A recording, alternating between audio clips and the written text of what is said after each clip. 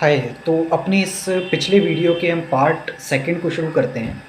तो मेरी राय में दोस्तों, जब कोई पॉलिटिकल पार्टी इस विचारधारा से काम करना शुरू करेगी जो हमने पिछले वीडियो में डिस्कस किया था, तब जाकर हमारा देश सच में आगे बढ़ना स्टार्ट होगा। मौजूदा सदन के कानून के अनुसार किसी भी सांसद को उसकी पॉलिटिकल पार्टी की स्ट्रेंथ के अकॉर्डिंगली बोलने का समय मिलता है संसद में।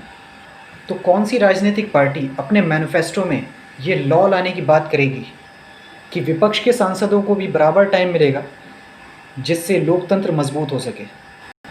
या अगर ऐसा कोई लॉ आ चुका है तो आप अब मेरे कमेंट बॉक्स में बता सकते हैं। या ऐसा अगर आपने किसी पार्टी के मैनिफेस्टो में देखा है तो उसका डिस्क्रिप्शन लिंक में एक लिंक आप मेरे पास डालिए, मैं भी पढ़ना चाहता हूँ। और देखना ये भी होगा दोस्तों कि कौन सा मीडिया हाउस, कौन सा जर्नलिस्ट इस तरह के ज़रूरी मुद्दों को अपने शो में दिन रात 24 घंटे चलाता है, जिस तरह ये लोग फालतू के मुद्दे चलाते हैं। मेरी राय में हमें मीडिया को और मीडिया की इंडिपेंडेंसी को अपने जीवन के मूलभूत सुविधाओं में जोड़ देना चाहिए। रोटी कपड़ा मकान और मीडिया, ये सुनने में तो बहुत अटपटा लगता है, लेकिन ये बहुत ज़रूरी है, क्योंकि मीडिया जनता की आवाज़ होती है। हमारे देश का सबसे निचले तबके का व्यक्ति भी इस बात से प्रभावित होता है कि हमारे देश की मीडिया क्या कर रही है। अगर एक कंपनी का ऑडिटर बेईमान हो जाए तो उस कंपनी के डायरेक्टर उस कंपनी के शेयर होल्डर्स का पैसा डुबोकर कंपनी को कंगाल कर सकते हैं। ठीक इसी तरह एक डेमोक्रेटिक कंट्री होती है जहाँ पर उस देश का जो जर्नलिस्ट होता है, उस देश के मीडिया हाउस होते हैं, वो उस कंपनी के शेयर होल्डर के रूप में उस कंपनी के शेयर होल्डर या उस कंपनी के शेयर होल्डर्स के लिए उस कंपनी के ऑडिटर के रूप में काम करते हैं।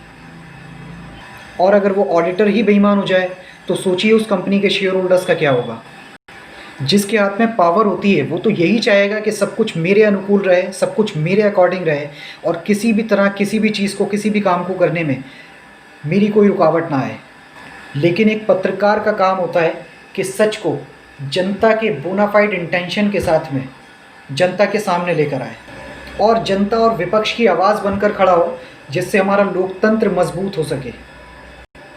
आप एक छोटे से एग्जाम्पल से समझ सकते हैं कि इलेक्शन एक कॉन्ट्रैक्ट होता है जो जनता और हमारे नेता के बीच में होता है। मेरी राय में हमें इस कॉन्ट्रैक्ट को ऑनरस कॉन्ट्रैक्ट बना देना चाहिए। आप आसान शब्दों में समझ सकते हैं कि ऑनरस कॉन्ट्रैक्ट वो कॉन्ट्रैक्ट होता है जिसमें बेनिफिट से ज़्यादा लॉस होता है। सब पॉलिटिशियंस को, सब नेताओं को पता होता है कि एमपी एमएलए बन जाएंगे, उसके बाद आराम से मौज करेंगे। अगर आप किसी से भी पूछेंगे कि आप एमपी एमएलए बनना चाहोगे, आपको किसी पार्टी का टिकट दिलवा दें, तो वो कभी मना नहीं करेगा, वो हाँ ही कहेगा, क्योंकि उसको पता है कि कोई कहने सुनने वाला नहीं है, आराम से बैठना है। लेकिन सोचिए क्या होगा जब छोटी से छोटी समस्या के लिए उस क्षेत्र के नागरिक अपने सेवक के ऑफिस के बाहर जाकर खड़े हो जाएं, तो ऑटोमेटिकली बड़ी समस्याएं होनी बंद हो जाएंगी, क्योंकि पावर्स में बैठे लोगों के दिमाग में जनता का प्रेशर होगा कि आज इस मोहल्ले के लोग एक छोटी सी गली टूटे होने पर भी मेरे ऑफिस में हज़ारों की संख्या में आके खड़े हुए हैं। और मीडिया इस छोटे से मुद्दे को इतने बड़े लेवल पर कवर कर रहा है जैसे कि पता नहीं क्या हो गया हो। तो अगर मेरे एरिया में कोई बड़ा क्राइम हो गया तो क्या होगा? ये सवाल, ये डर हमारे सेवक के दिमाग में रहना चाहिए, और इसमें मीडिया जनता के साथ हो और इन सब चीज़ों को अपने चैनल्स पर दिखाए कि इस एरिया के लोग अपने सेवक के बाहर अपनी समस्या लेकर खड़े हैं और सेवक जी नहीं सुन रहे हैं। और ऐसा जब रेगुलर होता रहेगा कि हर छोटी समस्या के लिए इतना बड़ा कवरेज मिलेगा उस छोटी समस्या को जनता के द्वारा और हमारे मीडिया हाउसेस के द्वारा, तो फिर या तो वो एमपी एमएलए काम करेगा या रिज़ाइन कर देगा। इससे जनता के सेवकों पर प्रेशर आएगा और लोग इलेक्शंस में खड़े होने से बचेंगे, क्योंकि उनको ये रियलाइज़ हो जाएगा कि ये कॉन्ट्रैक्ट अब ऑनरस कॉन्ट्रैक्ट बन चुका है, इसमें बेनिफिट से ज़्यादा लॉस है।